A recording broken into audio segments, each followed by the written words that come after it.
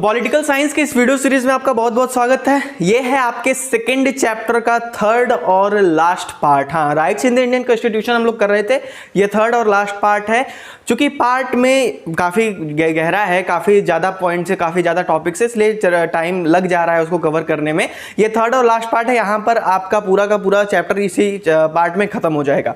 सबका अलग अलग प्लेलिस्ट बना हुआ है सारे सब्जेक्ट का, तो प्लेलिस्ट का सेक्शन जरूर चेकआउट करिएगा, नहीं तो इसे वीडियो ढूंढते ही रह जाएंगे, बहुत प्रॉब्लम होगी। ठीक है, तो प्लेलिस्ट चेकआउट करिए, कॉपी पेन निकालिए, पार्ट 2 और पार्ट 1 पहले देख लीजिएगा, उसके बाद यहां से आगे हम नोट करते हुए स्टार्ट करते हैं। नोट्स जरूर बनाएगा, ठीक है।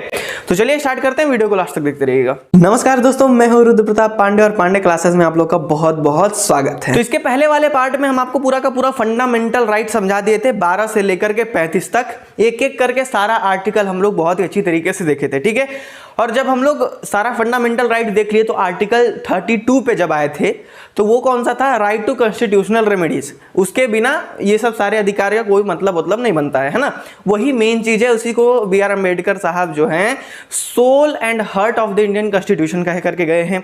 तब उसमें अब जैसे आपका कोई फंडामेंटल राइट को वायोलेट कर दे रहा है, कोई आपका अधिकार मानने से मना कर दे रहा है, आपको लोग परेशान कर रहे हैं, नेता आपका वायोलेट कर रहे हैं या फिर कोई पुलिस प्रशासन आपके राइट को वायोलेट कर रही है, तो आप जुडिशरी के पास सीधे सुप्रीम कोर्ट, हाई कोर्ट जा सकते हैं। ये आर्टिकल नंबर 32 में कहा गया है।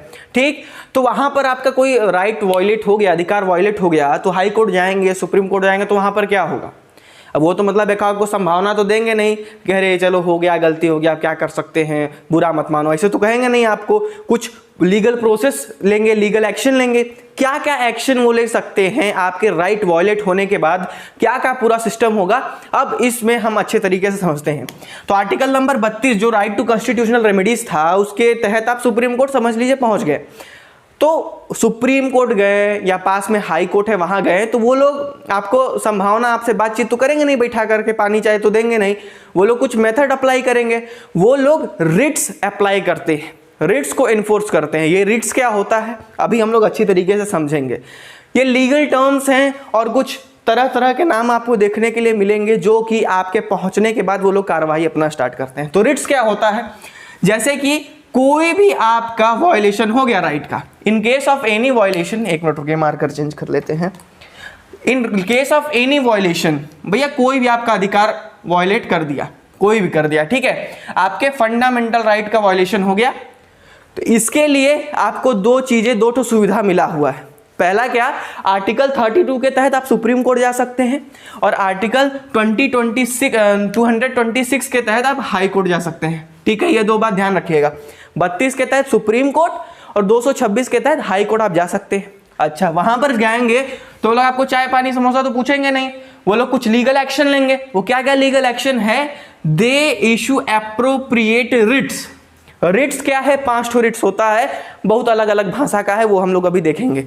ठीक है, तो वो लोग रिट्स इशू करेंगे ताकि वो आपका जो अधिकार टूटा है, आपको कोई 2 थप्पड़ मार दिया, आपके घर में कोई घुस गया, आपका फंडामेंटल राइट वायलेट कर दिया, जो भी चाहे, कहीं घूमने से आपको मना कर दिया है ना, कुछ बोलने से आपको मना कर दिया, पता चला आराम से कहीं जा रहे हैं, कहीं सफर कर रहे हैं, कोई भी आपके घर में घुस करके लूट मार कर लिया, ऐसा कुछ बात का फंडामेंटल राइट आपका कोई वायलेट कर दे रहा है, तो आपके पास कुछ स्टेप है। हाई कोर्ट, सुप्रीम कोर्ट के पास जाएंगे तो वो लोग रिट्स इशू करेंगे ताकि आपके अधिकार का भाई उसको मतलब प्रोटेक्ट किया जा सके, है ना। जो भी आपका उल्लंघन हुआ है, जो भी चीज हुआ है, उसको वो सब मैटर देखेगी। तो ये लोग 5 रिट है, क्या है, 5 रिट है जो इशू करते हैं। क्या चीज है भैया, अब ये देखो तो सब भाषा इनका दूसरा है। अब ये चीज जो सुनने में, पढ़ने में जितना कठिन है ना, ये रिट्स देखिए, हैबियस कॉर्पस, ऐसे ऐसे जो 5 है वो सुनने और मतलब देखने में बहुत कठिन है, उसका मतलब उतना ही ज्यादा आसान है। अभी आइए देखते हैं। तो सुप्रीम कोर्ट और हाई कोर्ट 5 रिट इशू करती है। कितने रिट, 5 रिट। कोई भी आपसे पूछे ना अगल बगल ऐसे भी सोसाइटी में, जिसका कोई मौलिक अधिकार, जो मूल अधिकार है, उसको कोई तोड़ रहा है, तो आप उसको जाकर के समझाइएगा, कह रहे हाई कोर्ट जाओ, सुप्रीम कोर्ट जाओ, वो लोग 5 रिट इशू करेंगे। कौन कौन सा, हैबियस कॉर्पस, मैंडेमस, प्रोहिबिशन, सरसरी और क्यू वारंटो, ये 5 रिट इशू किया जाता है। अब जितना टफ है सुनने में, उतना ही इसका मीनिंग आसान है। क्या है, हैबियस कॉर्पस का अगर हम लोग बात करें, to have the body of, इसका मतलब क्या है, ये सब जो है आपका लैटिन वर्ड है ना, तो वो सब जानते हैं कैसा वर्ड होता है। ठीक है, तो इसका मतलब है to have the body of. कोई डिटेंशन हो गया, कोई अरेस्ट हो गया, किसी को अरेस्ट कर ली पुलिस, किसी को उठा ली, और नियम है कि 24 घंटे के बाद मजिस्ट्रेट के पास पेश करना है, लेकिन वो नहीं कर रही है, आपको हफ्ता भर बैठा करके रख दिया। तो आप तो चूंकि जेल में हैं, तो ये सब अपने रिलेटिव को, सब अपने घर वालों को बता करके रखिए, ऐसा कभी नौबत पड़े तो काम आएगा। तो वो लोग सुप्रीम कोर्ट, हाई कोर्ट जा करके उनसे कह सकते हैं कि अरे भैया हैबियस कॉर्पस के तहत कार्रवाई करिए, है ना, ये चीज वहां पर बताएंगे। तो उसमें क्या होगा, दो चीज होती है। सबसे पहले तो वो लोग ये देखेंगे और पुलिस को बताएंगे कि यार पहले तुम रीजन बताओ, तुम कारण बताओ कि काहे लिए अरेस्ट किए हो, है ना, किसी बंदे का अरेस्ट हुआ है, डिटेंशन हुआ है, तो सबसे पहले तो रीजन पता करेंगे, एनालिसिस होगी। इस रिट के तहत रिट इशू होगा तो दो चीज होता है, पहले तो एनालिसिस होगी कि बंदे को किस लिए अरेस्ट किया गया है, क्या कांड किया था, सही है गलत है, सही तरीके से पुलिस अरेस्ट की है कि नहीं, है ना, ये सारा चीज चेक होगा। तो सबसे पहले क्या होता है, जो प्रिजनर है, जैसे जिसको अरेस्ट किया है, तो सबसे पहले तो रीजन बताओ काहे लिए अरेस्ट किए हो, वो क्या गलती किया है, सही तरीके से अरेस्ट किए कि नहीं किए। दूसरी चीज फिर एनालिसिस होगी कि क्या गलत है क्या सही है।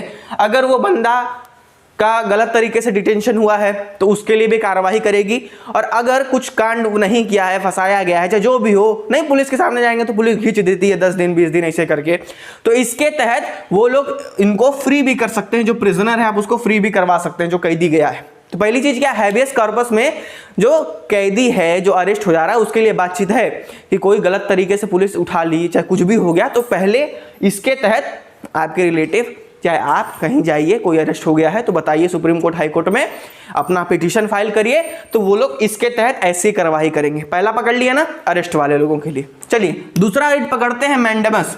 मैंडेमस का मतलब होता है वी कमांड। किसको कमांड करेंगे, गुलगप्पा लगाने वाले को तो कमांड करेंगे नहीं ना, क्या कमांड करेंगे, जो मैंडेमस है इसके तहत कोई भी लीगल बॉडी है, कोई भी लीगल बॉडी, कोई भी अथॉरिटी है, उसको कुछ काम करना। जैसे जितने भी सरकारी लोग हैं आपके, सबका अपना अलग अलग ड्यूटी है, ठीक है, चाहे वो आपके गांव के प्रधान हो, चाहे वो आपके कोई भी मुखिया हो, चाहे जो भी हो, सबका अपना अपना लीगल ड्यूटी है जो लीगल अथॉरिटी से बिलोंग करता है। अगर वो अपना काम करने से मना कर दिए या फिर वो अपना काम करने में फेल हो गए, दो चीज है, गए किसी सरकारी बाबू के पास, भैया उनका जो काम है आपका इशू करना, लेकिन अब कहीं कहीं लोग जो वेटिंग में लगा देंगे कि नहीं आपका काम नहीं हो रहा है घूस के लिए, है ना, ऐसा होता है कहीं कहीं। तो वहां पर आप ये चीज तो कर सकते हैं, मैंडेमस का क्या काम है, वहां पर उस बंदे को क्वेश्चन कर सकते हैं, उस बंदे के खिलाफ अगेंस्ट कार्रवाई हो सकती है क्या, कि अगर वो आपका काम नहीं कर रहा हो, रिफ्यूज कर रहा हो कि नहीं करेंगे, या फिर वो काम करने में फेल हो गया, ठीक है। दो चीज, asking him to perform legal duty, किसी लीगल बंदे के पास, जैसे कोई गए, कोई आपका FIR लिखने से मना कर दिया, चाहे कुछ भी लिखने से मना कर दिया, आपको डिस्क्रिमिनेट कर दिया, तो क्या हुआ, आपका फंडामेंटल राइट वायलेट हो गया। तो दो चीज में जाएंगे, पहले तो अपना काम करने से मना कर रहे हैं उसका लगेगा, और दूसरा आपका फंडामेंटल राइट वायलेट कर रहे हैं इसका लगेगा। तो मैंडेमस में इसके तहत कार्रवाई होती है, वी कमांड वाले के तहत, ठीक है। अब आगे बढ़ते हैं, प्रोहिबिशन। प्रोहिबिशन का मतलब होता है भैया फॉरबिड। अब देखो, कोई भी कार्रवाई हो रही है, कोई भी हियरिंग हो रही है, ये जो फॉरबिड है ना, अरे सॉरी, ये जो प्रोहिबिशन और ये जो सरसरी है, ये बेसिकली जुडिशियल सिस्टम में है। क्या है, जुडिशरी सिस्टम। अब जरूरी तो है नहीं, अब हो सकता है आपके जुडिशरी सिस्टम में भी ऐसा कुछ गलती हो जाए, हो सकता है, पॉसिबिलिटी है भैया, इंसान या सब लोग, ठीक है। तो यहां पर प्रोहिबिशन के तहत अगर कोई कार्रवाई होने को है, कोई कार्रवाई होने को है, और कोई कोर्ट, जैसे सुप्रीम कोर्ट हाई कोर्ट को बोलेगा, हाई कोर्ट अपने डिस्ट्रिक्ट कोर्ट को बोलेगा, ठीक है, तो कोई ऐसी कार्यवाही कोई कर रहा है जो कि अब उसके जुरिस्डिक्शन के बाहर है। जुरिस्डिक्शन तमाम तरीके का है, ठीक है, यानी कि वो कुछ अपने दायरे से बाहर जाकर के कुछ काम कर रहे हैं, तो ऊपर से ऑर्डर आएगा कि नहीं नहीं नहीं नहीं, नहीं ये काम तुम मत करो, हमको दे दो। तो कार्यवाही के पहले, समझ रहे हो ना, कोई हियरिंग होना है, कोई सुनवाई होना है, उसके होने के पहले ही, है ना, कांड होने को था लेकिन उससे पहले ही सुप्रीम कोर्ट या हाई कोर्ट को पता चला कि भैया ये अपने औकात के बाहर जाकर के काम कर रहे हैं, तो वो प्रोहिबिशन इशू कर करके भैया ले लेगा काम कि ना तुमसे ना हो पाएगा तो हमको दे दो, ठीक है। ये चीज यहाँ पर होती है। और इसका सेकेंड टाइप का है, जैसे इसमें क्या क्या हो गया, देखो, जैसे जुडिशियल अथॉरिटी के अगेंस्ट होता है, ये तो तुम पकड़ लिए। अब कोई भी प्रोसीडिंग होना है, कोई भी कार्यवाही होना है, तो वो एक कोर्ट के जुरिस्डिक्शन के अंदर होता है ना, उसके बाहर जाएंगे तो ये लग जाएगा। ये कब है, कार्यवाही के पहले, बिफोर ऑर्डर प्रोहिबिशन लगता है। और सपोज करो लेट हो गया, कोई अपना जो है डिस्ट्रिक्ट कोर्ट है या हाई कोर्ट है, अपना जजमेंट सुना देती है, ऑर्डर सुना दी। अब ऑर्डर सुना दी भैया तो पत्थर की लकीर हो गया। तो अगर ऐसा कुछ हो जाएगा तो उसके सुपीरियर कोर्ट, जैसे डिस्ट्रिक्ट कर दिया तो हाई कोर्ट ये करेगा, और हाई कोर्ट ऐसा कर दिया तो सुप्रीम कोर्ट करेगा।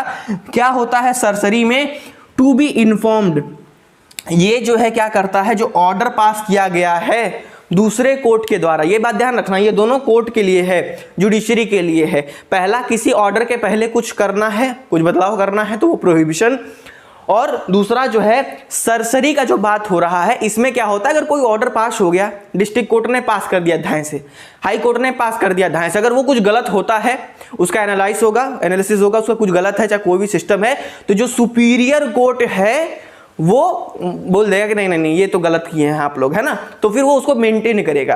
कांड यहां पर हो गया तो उसको वो सही करेगा दोबारा से, किसके अंडर आएगा, सरसरी। दो बात ध्यान रखना प्रोहिबिशन और सरसरी का।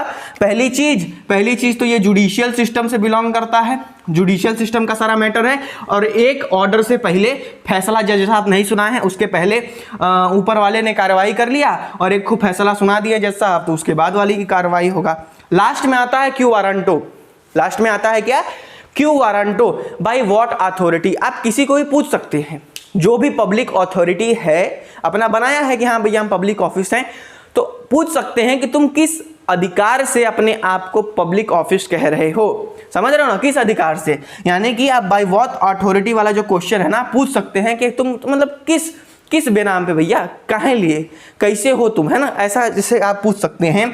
आस्किंग अ पब्लिक अथॉरिटी, एक पब्लिक अथॉरिटी से आप पूछ रहे हैं कि तुम कैसे क्लेम कर रहे हो कि तुम एक पब्लिक अथॉरिटी हो। तो ये रिट्स जो है इशू करी जाती है हाई कोर्ट और सुप्रीम के द्वारा। 5 रिट्स हैं, ध्यान में रखेंगे। हैबियस कॉर्पस किसके लिए भैया, जो बंदा अरेस्ट हो गया है उसके लिए, ठीक। दूसरा क्या है, मैंडेमस, किसके लिए भैया, कोई अपना लीगल ड्यूटी परफॉर्म नहीं कर रहा है तो उसको बोलो कि नहीं नहीं नहीं ऐसा नहीं होगा, ठीक है, मना कर रहा है या फेल हो गया। तीसरा क्या है, प्रोहिबिशन, किस में आता है, प्रोहिबिशन और सरसरी जुडिशरी में आता है, एक ऑर्डर के पहले और एक ऑर्डर के बाद। लास्ट वाला क्यू वारंटो, जहां पर किसी भी पब्लिक अथॉरिटी से आप पूछ सकते हैं किस अथॉरिटी से हो, यार नहीं पूछ सकते हो कि काहे लिए, मतलब हो कौन तुम, ऐसा पूछते हो ना, वही चीज, ठीक। तो आप हाई कोर्ट सुप्रीम कोर्ट के पास गए तो वो लोग आगे की कार्रवाई कुछ इस तरीके से क्लियर करते हैं, तो यहां पर जाकर के आपका फंडामेंटल राइट प्रॉपर तरीके से खत्म होता है। समझ गए ना कि फंडामेंटल राइट 12 से 35 तक था, हम लोग आर्टिकल 32 में देखे कि सुप्रीम कोर्ट जा सकते हैं, और 226 में देखेंगे कि हाई कोर्ट जा सकते हैं। तो वहां पर वो लोग आपको चाय नाश्ता नहीं करवाएंगे, वो लोग रिट्स इशू करते हैं। और रिट्स क्या है, जितना नाम इसका बहुत डरावना लग रहा है लेकिन काम इसका उतना आसान है, ठीक है ना। तो ऐसे ही ये क्या कर रहे हैं, आपका मदद कर रहे हैं ना, ह्यूमन राइट्स को बचा रहे हैं ना, जो आपका अधिकार है उसको बचा रहे हैं, प्रोटेक्ट कर रहे हैं। हाई कोर्ट सुप्रीम कोर्ट क्या कर रही है, आपके फंडामेंटल राइट को बचा रही है। तो यही ऐसा ही एक काम पहले कुछ एसोसिएशन, फंडामेंटल राइट है आपका एसोसिएशन बनाना है ना, ऐसे तो कुछ कमीशन, कुछ एसोसिएशन मतलब ह्यूमन के लिए। अब देखो यार, नियम कानून बन गया, अधिकार बन गया, सब कुछ है, लेकिन लोग जो पढ़े लिखे नहीं हैं, बहुत कम लोगों को इस चीज के बारे में पता है ना, बहुत कम लोगों को एक एक फैक्ट के बारे में पता है, तो उसको प्रशासन परेशान कर देती है, कोई पॉलिटिकल पार्टी परेशान कर देती है, कोई पहुंचे हुए नेता परेता है तो उसको परेशान कर देते हैं, है ना, उसको मतलब धुतकार देते हैं कि अरे उसका कोई वैल्यू नहीं होता। लेकिन वहीं पर अगर वो प्रॉपर तरीके से जान जाए अपने अधिकारों के बारे में, तो वो किसी से भी लड़ सकता है अगर वो सही होगा तो इसी के लिए पहले बहुत सारे कमीशन आए। कब, 1993 के पहले बहुत सारे कमीशन आए जो लोगों को अपना जिसका अधिकार वगैरह पता नहीं होता था उसको बताते थे कि यार तुम्हारा ऐसा अधिकार है, ऐसा अधिकार है। तो सरकार देखे कि चलो ये लोग भी मदद कर रहे हैं, तो 1993 में एक कमीशन बन जाता है जिसका नाम है नेशनल ह्यूमन राइट्स कमीशन। क्या चीज, NHRC, national human rights commission 1993 में बनाया गया। ये बेसिकली एक 5 मेंबर यहाँ पर रहते हैं। कौन कौन, यही जुडिशरी सिस्टम वाले लोग 3 ठो रहते हैं।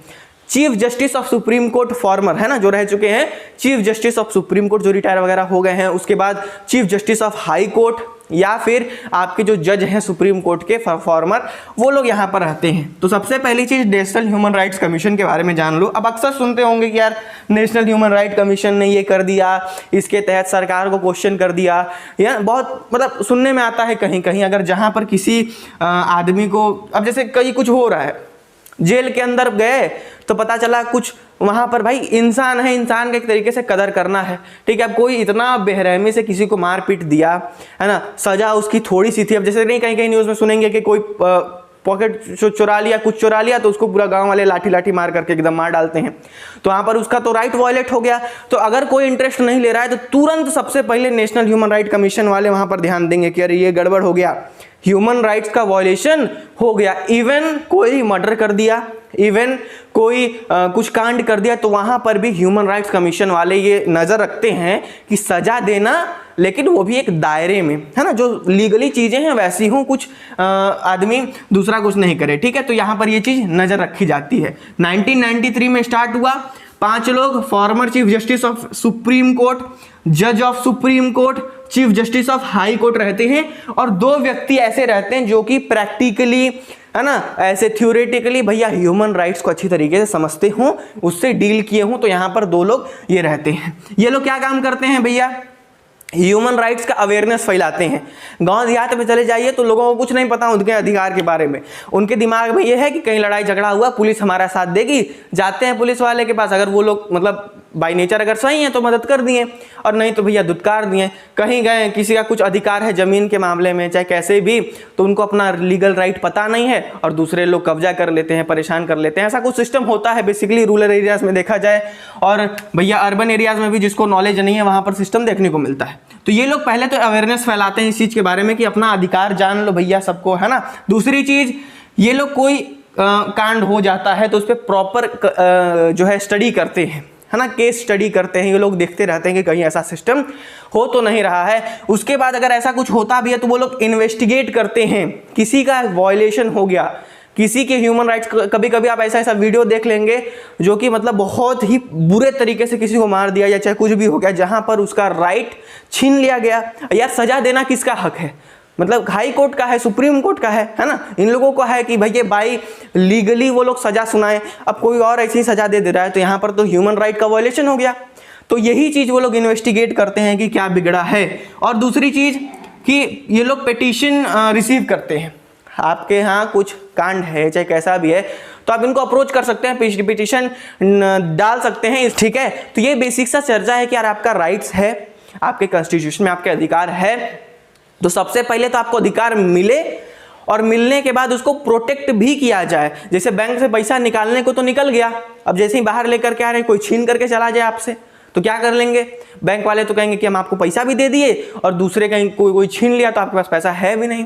तो कुछ इस प्रकार से यह सिस्टम है कि आपको पैसा दिया भी जा रहा है और दूसरों सिक्योरिटी गार्ड भी आपके साथ लगा है कि कोई पैसा चुरा ना सके, है ना। एक बेसिक सा एग्जांपल है, यही अधिकार है आपका कि अधिकार आपको दिया भी जा रहा है और अधिकार कोई छीने ना, इसके लिए पहरेदार भी आपके साथ खड़े हैं। और सबसे बड़ा कॉन्स्टिट्यूशन जो हमारे लिए खड़ा किया है वो है सुप्रीम कोर्ट, जो पूरा का पूरा जुडिशरी सिस्टम। इसके बाद हम लोग जो है पूरा अधिकार के बारे में आप देख लिए, फंडामेंटल राइट्स के बारे में देख लिए। अब जो एक बहुत ही इंपॉर्टेंट हिस्सा निकल करके आता है ये सारी चीज का, वो है DPSP, directive principle of state policy. अगर आप इसके बारे में जानते हैं, थोड़ा बहुत जानते हैं, इसके पीछे की कहानी जानते हैं कि नहीं जानते हैं, जो भी हो, कॉन्स्टिट्यूशन बनने के वक्त से लेकर के कैसे कैसे इवोल्यूशन हुआ, डीपीएस के बारे में सोचा कैसे गया, जो एकदम बेसिक से लेकर के ऊपर तक की सारी जानकारी अभी हम लोग आगे चल करके देखने वाले हैं।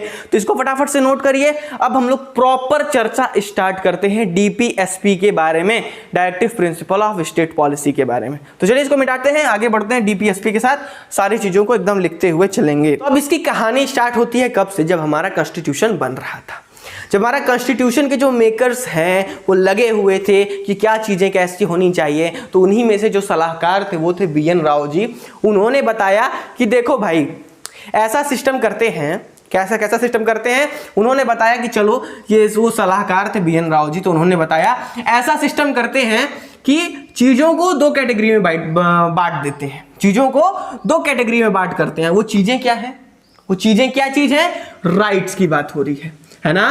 कि जब डिजाइन हो रहा था, जब राइट्स पे बात हो रही थी कि क्या अधिकार देने हैं, क्या अधिकार नहीं देने हैं, तो हमारे BN राव जी ने एक सजेशन दिया कि देखो 2 कैटेगरी में इसको डिवाइड करते हैं।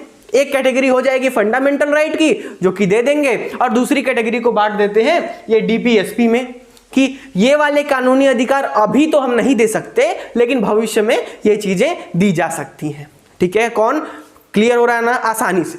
BN राव जी हमारे एक सलाहकार थे कॉन्स्टिट्यूशन को बनाने में से, तो उन्होंने ये सलाह दिया कि देखो भाइयों, इसको दो कैटेगरी में बांट देते हैं, एक तो फंडामेंटल राइट जो कि अनिवार्य है, और दूसरी चीज चूंकि हमारी कंडीशन अभी सही नहीं है तो इसको भविष्य में देख लेंगे, है ना। वो चीजें जो मैं चीजें कह रहा हूं, वो चीजें क्या है, वो राइट्स की बात हो रही है कि कौन सी राइट कैसे देनी है। तो इसमें इनका सजेशन आ गया, चीजों को डिवाइड कर दी। और इसीलिए फंडामेंटल राइट्स को पढ़ने के बाद हम लोग directive principle of state policy को ही पढ़ते हैं, क्योंकि चीजें वही हैं, बस वो नेसेसरी हैं और इसमें से एडॉप्ट किया जा सकता है मूड पे, है ना। अगर आपका मन करे तो इसको हर चीज समझेंगे, हर एक चीज समझेंगे, पैनिक नहीं होना है, ठीक। क्लियर हुआ। BN राव जी ने सलाह दिया, दो राइट्स को दो चीज में डिवाइड कर दो, एक कैटेगरी 1 कर दो, एक कैटेगरी 2 कर दो। चलिए भैया, क्लियर हो गया। अच्छा, अब ऐसा क्यों, अब आपके मन में आएगा, अरे यार ऐसा क्यों, फंडामेंटल राइट में ही डाल देते ना। जब राइट की ही बात हो रही है, जब हमारे अधिकारों की बात हो रही है, एक ही जगह लिख देते, क्यों फिर बाद में के लिए छोड़ रहे हो। कॉन्स्टिट्यूशन आज बना रहे हो, छोड़ रहे हो बाद के लिए, कॉन्स्टिट्यूशन आज बना रहे हो, छोड़ रहे हो बाद के लिए कि बाद में ऐड करेंगे, ऐसा कर क्यों रहे हो। इसलिए दोस्तों, क्योंकि जो DPSP जो आपका directive principle of state policy है, उसमें जो चीजें हैं ना, वो थोड़ी सी पैसों के मामले में है। क्या चीजें हैं, थोड़ी सी इकोनॉमिकल कंडीशन वाली चीजें हैं, जो कि अर्थव्यवस्था जिसके लिए मैटर करता है, जिसके लिए सिंपल से पैसा चाहिए भैया, है ना, पैसा, रुपया चाहिए, रुपया मैटर करता है ये सारी चीजों को बढ़िया से देने में। तो अब चूंकि हमारा देश उसी समय आजाद हुआ था, तो उतनी कंडीशन सही नहीं थी, है ना। ये हम क्वेश्चन देख रहे हैं कि सलाह ऐसा क्यों दिया गया, ऐसा क्यों, एक ही जगह क्यों नहीं डाल सकते थे। इसलिए नहीं डाल सकते थे क्योंकि हमारी देश की इकोनॉमिक कंडीशन, अर्थव्यवस्था, पैसा उतना नहीं था कि जो चीजें इसमें सेकेंड चीज जो भी हम लोग पढ़ने वाले हैं हर एक आर्टिकल में, जो आर्टिकल में भी हम लोग पढ़ने वाले हैं 36 से लेकर 51 तक, वो सारी चीजें उस समय एक ही जगह अप्लाई नहीं की जा सकती थी, क्योंकि हमारे पास पैसे नहीं थे, इकोनॉमिकल कंडीशन सही नहीं थी, देश उस हालात में नहीं था ये चीजों को मैनेज करने में, है ना। तो इसको भैया बाद के लिए छोड़ा गया। ये चीज क्लियर हो गई। अब राजेंद्र प्रसाद और अंबेडकर जी इस बारे में सोचना चालू किए कि हाँ BN राव जी, बात तो आप बहुत सही किए हैं, बात तो आप बहुत पता किए हैं कि अभी एक राइट एक जगह दे देते हैं जो फंडामेंटल राइट बन जाएगी, और कंडीशन सही नहीं है तो बाद में ये वाली चीजें ऐड कर देंगे जब कंडीशन हमारी सही होगी।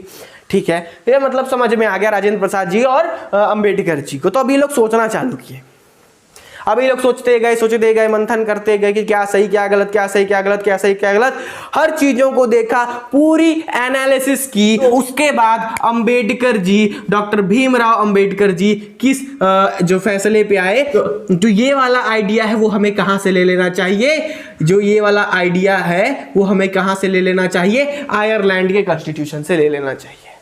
क्लियर हो रही है बात, क्लियर हो रही है बात। सुझाव आया, क्यों आया, क्योंकि इकोनॉमिकल कंडीशन सही नहीं थी, तो राजेंद्र प्रसाद अंबेडकर जी ने सोचा कि अच्छी चीज है, ऐसा करते हैं, इस पे एनालिसिस के बाद आए कि चलो सही चीज है, इसको आयरलैंड की कॉन्स्टिट्यूशन से ले लेते हैं। क्लियर, कहां से ले लेते हैं, आयरलैंड के कॉन्स्टिट्यूशन से। तो ये वाला आइडिया जो है DPSP का कहां से आया है, आयरलैंड के कॉन्स्टिट्यूशन से। बात समझ में आ रही है। अच्छा, अब एक इसमें एडिशनल चीज और देख लो।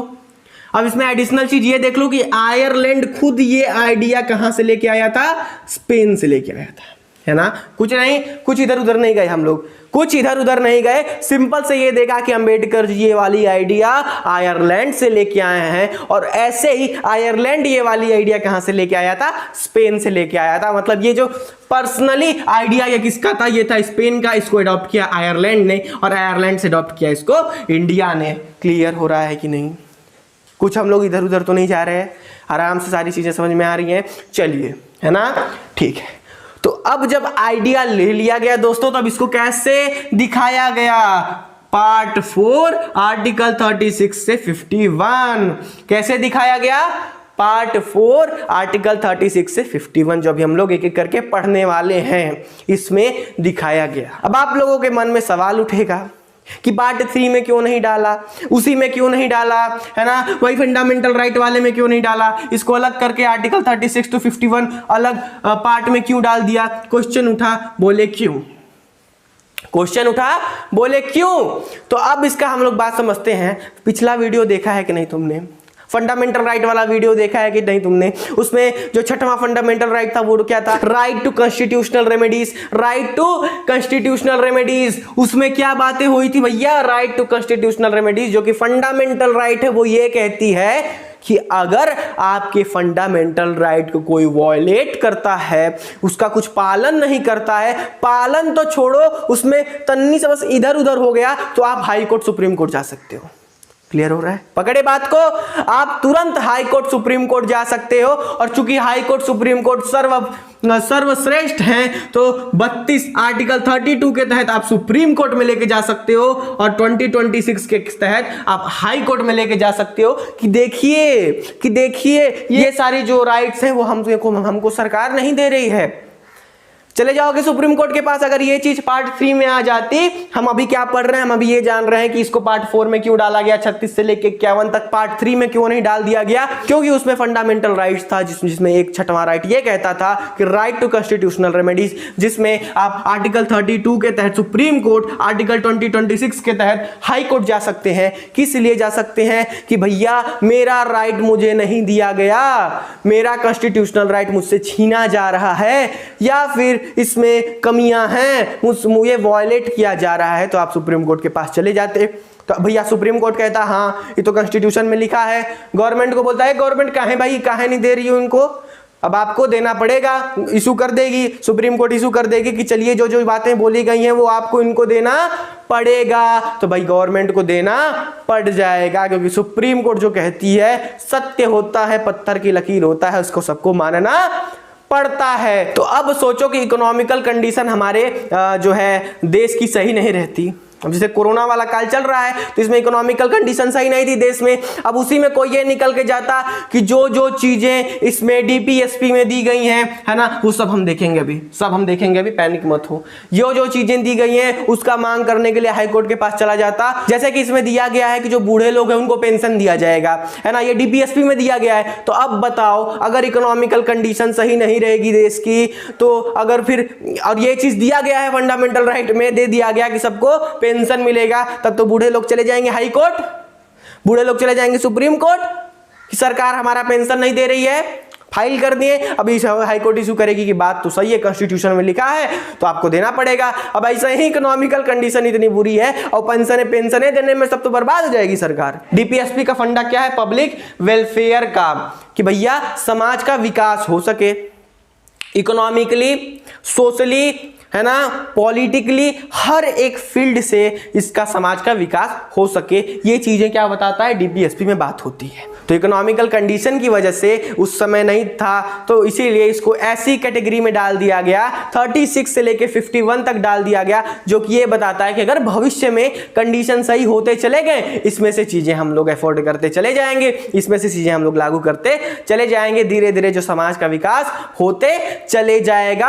अभी नहीं, लेकिन फ्यूचर का सोच के, अभी नहीं कर सकते क्योंकि कंडीशन सही नहीं है, लेकिन फ्यूचर में कर सकते हैं। तो इसमें से बहुत सारी चीजें जो है ली गई हैं, बहुत सारी चीजें अप्लाई कर दी गई हैं। चूंकि हमारा पहले से इकोनॉमिक कंडीशन अच्छा हुआ तो हमने कुछ चीजें अफोर्ड कर ली, बस बातें यहीं पे हो गई, पूरी कहानी यहीं पे खत्म हो गया। फटाफट से 5 से 10 मिनट में हम सारे आर्टिकल को समझेंगे कि अब वो चीज को हम समझते हैं कि जिस चीज पे पूरा बात हो रहा है कि क्यों अगर इसको इधर उधर कर देते तो दिक्कत हो जाती। तो आइए फटाफट से बिना देरी के स्टार्ट करते हैं। तो बातें आर्टिकल 36 पे कि आर्टिकल 36 क्या हमें कहता है। आर्टिकल 36 हमें बताता है क्या चीज?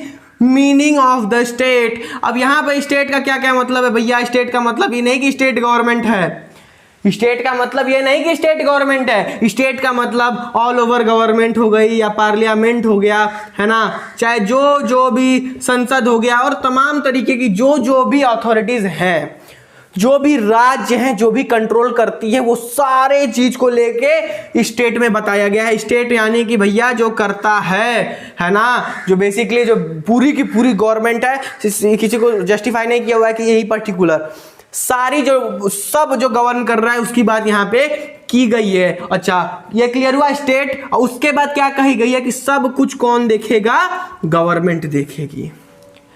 ये जितने भी देखो आर्टिकल 36 से लेके 51 में जो बातें हो रही हैं, तो आर्टिकल 36 और 37 ये पहले आपको बता देता है कि इसके आगे बढ़ने से पहले, अब इसके आगे जाने से पहले एक बात जान लो, ये डिस्क्लेमर है एक तरीके का कि सब चीज किसके ऊपर वैरी करता है, स्टेट के ऊपर वैरी करता है, यानी गवर्नमेंट के ऊपर वैरी करता है कि वो चाहे तो देगी, नहीं तो नहीं देगी, और नहीं देगी तो आप उसका कुछ उखाड़ भी नहीं पाएंगे। सिंपल से भाषा में समझ लीजिए कि वो चाहे तो देगी, नहीं देगी तो आप कुछ उसका उखाड़ भी नहीं लेते। और ये उखाड़ भी इसलिए नहीं लेते, इसको बता दिया गया है किसमें, आर्टिकल 36 क्लियर हो गया। इस चीज को बता दिया गया है किसमें, आर्टिकल 37 में, कि state is if state is unable to give, अगर बाय द वे गवर्नमेंट नहीं देती है तो आप उसका कुछ उखाड़ नहीं सकते, क्योंकि वो कोर्ट के द्वारा इन्फोर्सेबल नहीं है, उसमें कोर्ट मैटर नहीं करती है। ये जो दोनों आर्टिकल है, आर्टिकल 36 और 37, इसको डिस्क्लेमर समझो।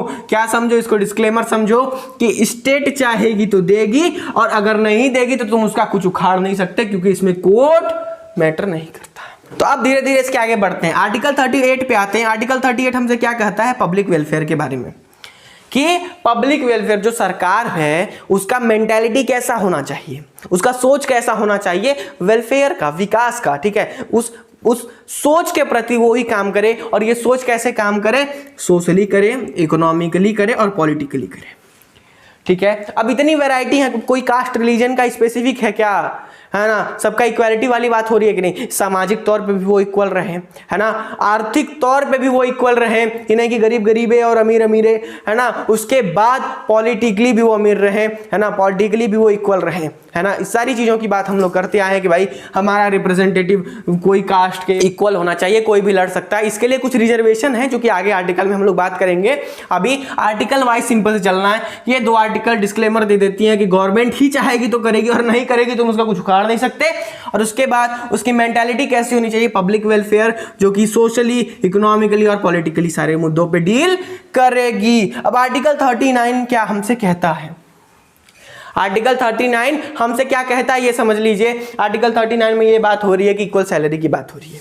अगर औरत और आदमी वही काम करते हैं, वही बराबर का काम करते हैं, तो उसके सैलरी में डिफरेंस होना नहीं चाहिए। मेल आ रहा है कि अरे हम इतने में मानेंगे क्या, हमको चाहिए 10,000, 20,000, 25,000, 30,000, और वहीं पे 12-15,000 में वुमेन को सल्टा दे रहे हैं। तो ये चीज़ नहीं होनी चाहिए कि भैया जो इक्वल हैं, जॉब जो मेल हैं और फीमेल हैं, अगर इक्वल काम कर रहे हैं तो उनको बराबर की सैलरी मिलनी चाहिए। चलिए जी, अब यहाँ पे जो ABCD लिखा हो गया है, अब इसी में अब ABCD आ गया है, तो एक बात ध्यान दे लेना कि जहां भी ABCD अब GH ABCD आ गया ना, तो उसको ही समझ जाना कि उस आर्टिकल में कुछ बदलाव किया गया है, उसके बाद इसमें कुछ संशोधन किया गया है, कुछ अमेंडमेंट किया गया है। अब बात पकड़ लेना, जहां भी कहीं भी जहां ABCD लग गया वहां ये समझ लेना कि पहले वो ऐसा था, उसमें कुछ पॉइंट और ऐड कर दी गई हैं। अब इसमें क्या ऐड कर दी गई है, सेम जस्टिस और फ्री लीगल एड।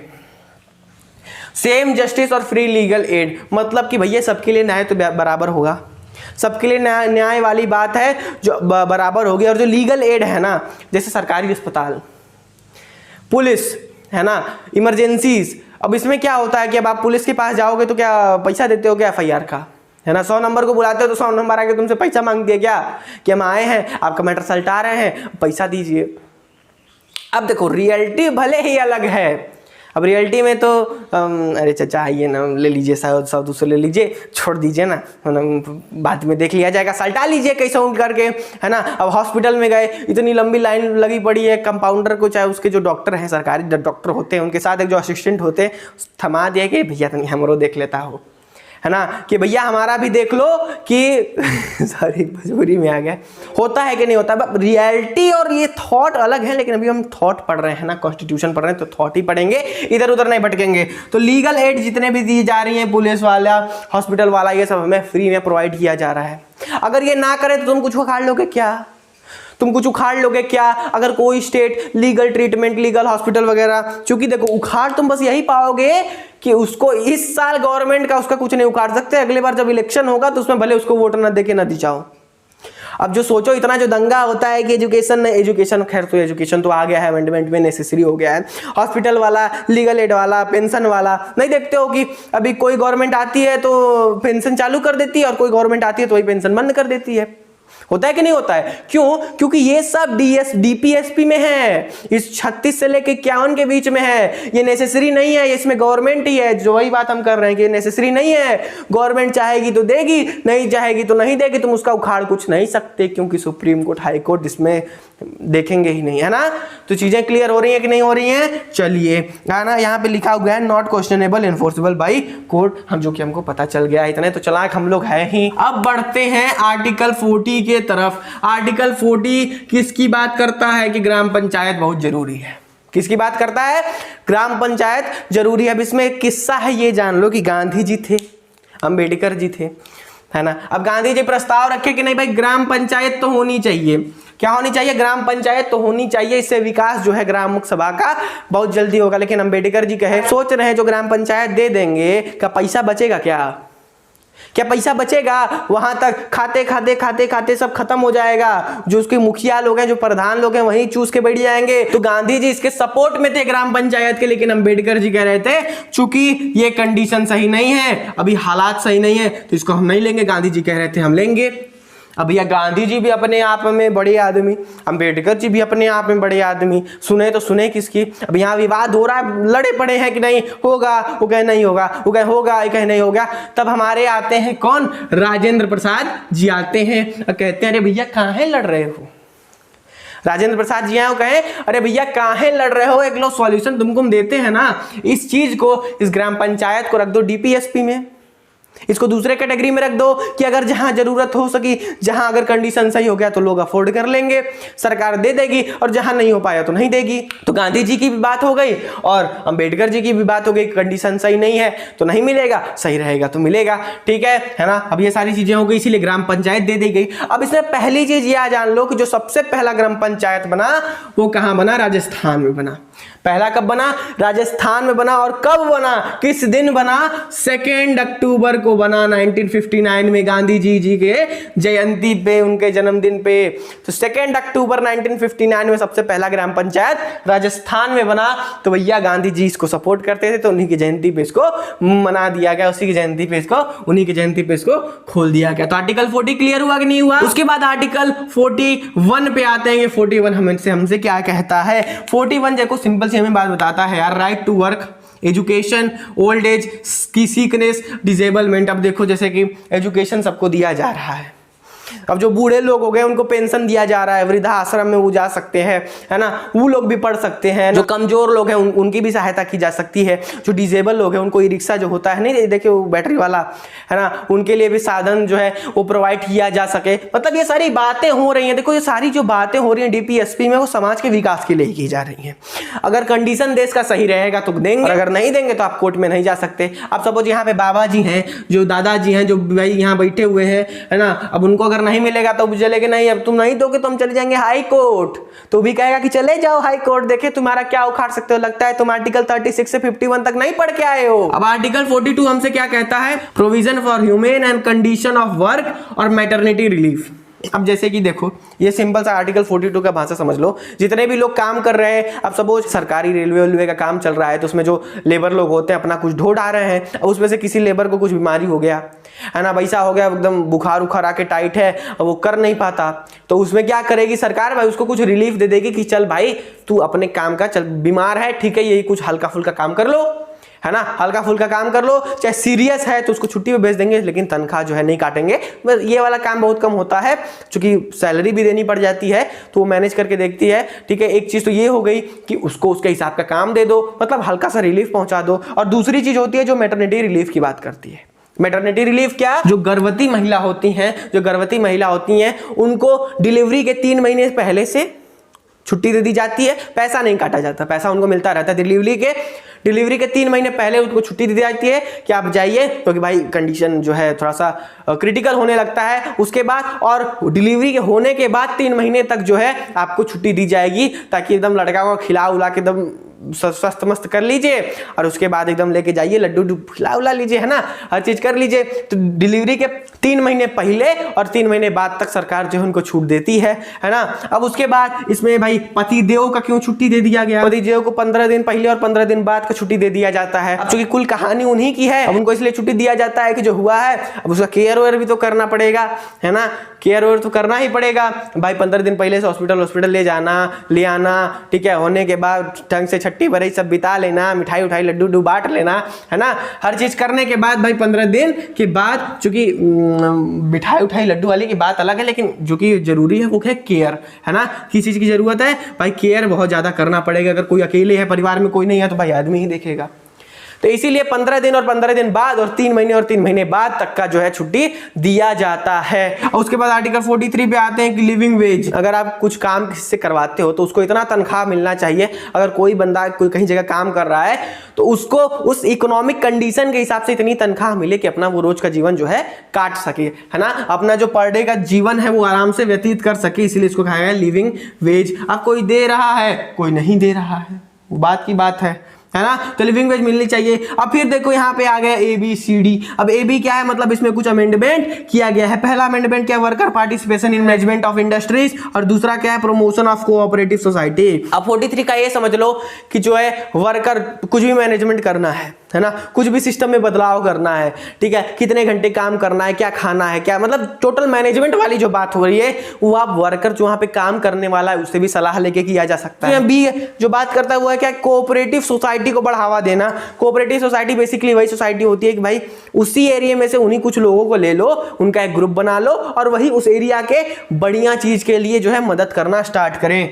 जैसे ये एरिया है तो भैया यहाँ से कुछ लोग को ले लो और ये लोग उस पूरे एरिया को जो है मदद करेंगे, है ना, ये क्या कहलाएंगे, पूरी कोऑपरेटिव सोसाइटी जो है आ जाएगी, है ना। तो इसको बढ़ावा देना है ताकि लोग बहुत ही अच्छे से डेवलपमेंट हो सके। जो भी 5-6 आर्टिकल अभी तक आप देखें तो आपके दिमाग में कुछ घुसा कि नहीं घुसा, ये घुसा ना कि जो DPSP है वो किन चीजों पे बात कर रहा है, पब्लिक वेलफेयर की बात कर रहा है, पब्लिक के डेवलपमेंट की बात कर रहा है। तो चलिए इसको मिटाते हैं। उसके बाद अगला कुछ आर्टिकल बचा हुआ है उसको भी फटाफट से देख लेते हैं, है ना। चीजें आसान हो रही है कि नहीं हो रही है, आर्टिकल से डर तो नहीं लग रहा, कितनी आसानी चीजें से हम लोग समझते आ रहे हैं, इसकी कहानी हम लोग जान ही गए, है ना, सब देख लिया, सब आराम से देख लिया, कोई घबराने वाली बात नहीं है। तो सही लग रहा है कि नहीं आपको कमेंट सेक्शन में बताना है। आर्टिकल याद करना है तो आर्टिकल लिख लो, आर्टिकल 36, 37, 38। अब देखा वीडियो में मैंने समझा दिया कि देखो यार आर्टिकल 36 का मतलब ये है कि स्टेट ही सब कुछ है, तो तुम अपने वर्ड में लिख दिए।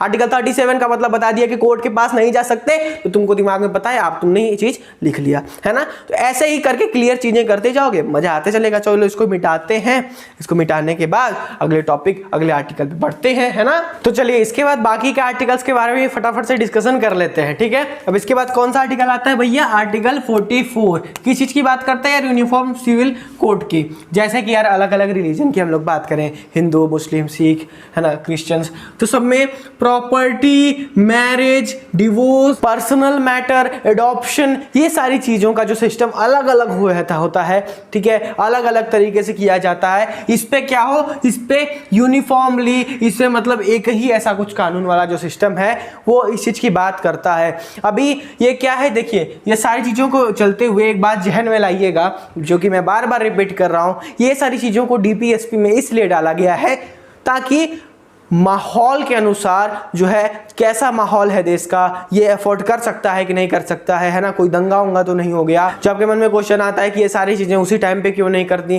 तो भाई जब कॉन्स्टिट्यूशन लिखा जा रहा था, जो आज़ादी का समय था यार, उस समय तो जान ही रहे कि इतना हिंदू मुस्लिम को लेकर के मतलब इतना जो दंगा वाली चीजें थी वो कितनी पीक पे थी। तो उस समय अगर ऐसा कोई डिसीजन लिया जाता तो समझ रहे हैं कितना दंगा होता, ठीक है। तो मतलब कुल मिला के बात ये है कि अगर इकोनॉमिकली भाई सोशली उस कंडीशन में है, इकोनॉमिकली सोशली अगर उस कंडीशन में है देश हमारा कि ये चीज को लिया जा सके, तो वो जो स्टेट है, जो गवर्नमेंट है, वो उस चीज को देखते हुए ये सारी चीजों को अप्लाई करेगी। तो ये सब चीज के चक्कर में आप सुप्रीम कोर्ट, हाई कोर्ट नहीं जा सकते, जो कि आर्टिकल 37 में ऑलरेडी डिफाइन किया गया है। आर्टिकल 44 हुआ, उसके बाद 45 पे पढ़ते हैं क्या, provision for early childhood care और एजुकेशन। अब देखिए इसमें बात किया गया था कि भाई जो अर्ली जो प्राइमरी एजुकेशन हो रहा है ना, ये इसको एक मतलब मेन एम बनाया जाए, इसको एक मतलब राइट बनाया जाए जो कि सबके लिए लागू हो सके।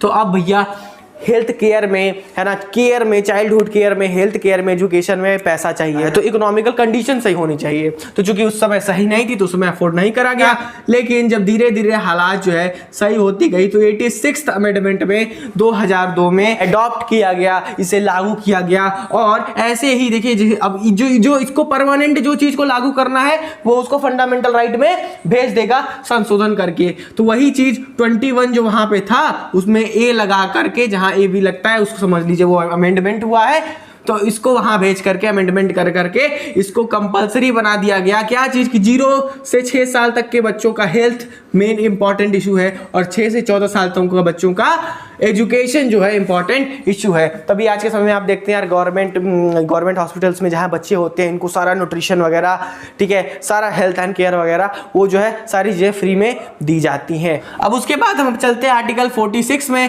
कि भैया SC ST बैकवर्ड क्लास जो है, जो SC ST और बैकवर्ड क्लास है, जो पिछड़ी जाति जो कहलाती हैं, उनको एक सपोर्ट देने के लिए, उनको बूस्ट करने के लिए, ताकि वो पॉलिटिकली, सोशली, इकोनॉमिकली जो है बराबर आ जाए। रिजर्वेशन वाला मैटर, जैसे इंस्टीट्यूशन में रिजर्वेशन, ठीक है, उसके बाद जो रिजर्वेशन वाला जॉब में, ये सारे जगह जो रिजर्वेशन वाली बात होती है वो इसी चीज को डिस्कस करता है कि वो पॉलिटिकली, सोशली और इकोनॉमिकली जो है उनको रिजर्वेशन दिया जा सके। उसके बाद हम लोग आर्टिकल 47 में चलते हैं। 47 हमें क्या बताता है कि भैया जो न्यूट्रिशन वाली बात हो रही है वो यहाँ पे हो। अब सोचो जब उस समय हर जगह वही इकोनॉमिकल ग्रोथ वाली बात आ जा रही है कि जब इकोनॉमिकल कंडीशन सही नहीं होगा तो यही चीज जहां पैसा लगने वाला है तो उस समय कैसे अफोर्ड किया जा सकता है, इसको बाद में देख लेंगे।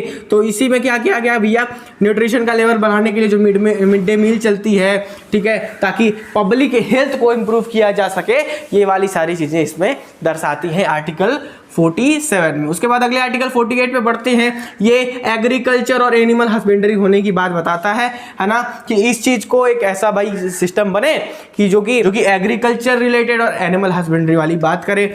अब इसी में एक अमेंडमेंट हुआ, ये लगा है तो एक अमेंडमेंट हुआ, protection, improvement, safeguarding of forest और लाइफ। तो इसमें भी इसका प्रोटेक्शन, इसका सेफ गार्डिंग की जाए। अभी भी आप देखते हैं बहुत सारे जो फॉरेस्ट है वहां पे उसकी सिक्योरिटी, उसकी सेफ्टी में लोग लगे हुए हैं, है ना। तो ये हुआ 48। इसमें एक अमेंडमेंट हुआ कि protection, improvement, safeguarding, protection forest और लाइफ की जाए। अब 49 की तरफ बढ़ते हैं। मॉन्यूमेंट्स, प्लेसेस, अब जैसे जितने भी इंपॉर्टेंट मॉन्यूमेंट्स हैं, जितनी इंपॉर्टेंट जगह है जो कि एक नेशनल इंपॉर्टेंस बताते हैं अपने इंडिया की, उसको भी प्रोटेक्शन किया जाए, उसकी भी मरम्मत की जाए, उसका भी सुरक्षा किया जाना चाहिए, है ना। आर्टिकल 50 में बात करें तो भाई भैया कि जुडिशरी को एग्जीक्यूटिव से अलग कर दिया जाए। आर्टिकल 51 हमें बताता है इंटरनेशनल पीस और सिक्योरिटी का बढ़ावा देता है। तो भैया directive principle of state policy क्या क्या में डील करती है, आर्टिकल 36 से लेके 51 तक में डील करती है। सारे आर्टिकल के बारे में हम लोग ने सबका मतलब समझ लिया होगा। अगर कोई भी डाउट है तो आपको कमेंट सेक्शन को व्हाट्सएप बना के पूछना है। बेसिकली हम लोग जाने कि जब आइडिया दिया गया कि फंडामेंटल राइट को अलग रखते हैं कि भाई ये तो मौलिक अधिकार, ये तो बेसिक अधिकार जो कि सबको दिए जाने चाहिए, और ये चूंकि जब हमारा कंडीशन, इकोनॉमिक कंडीशन सही होगा तो ये दे देंगे। चलिए, तो ये था आपका पूरा का पूरा भैया panchayat directive principle of state policy पे, है ना। सारी चीजें आई होप आपको क्लियर हो गया होगा। अब थोड़ा सा आगे बढ़ते हैं, 2 चीजें हैं फटाफट से इसको भी देख लेते हैं। इसके बाद जैसे directive principle of state policy government के लिए कुछ चीजें हैं कि जो पालन करें, लेकिन आप जबरदस्ती नहीं करवा सकते, ठीक उसी तरह पब्लिक के लिए भी कुछ सारी चीजें हैं जो कि उसकी ड्यूटीज हैं, मतलब जबरदस्ती नहीं कराया जा सकता, उनको फॉलो करना चाहें तो करेंगी, ठीक है। तो 51 के ए में है ये। अब हम आपको पहले ही बताए थे कि जिस भी आर्टिकल में ए बी सी डी इस टाइप का कुछ अगर लग जाए तो उसका क्या मतलब होता है कि यार वो अमेंडमेंट उसका बाद में किया गया है, उस चीज को बाद में ऐड किया गया है, ठीक है। तो फंडामेंटल ड्यूटीज भी पहले नहीं था, है ना। जब हमारा कॉन्स्टिट्यूशन बन करके रेडी हुआ तो 0 था, 1 भी नहीं था, ठीक है।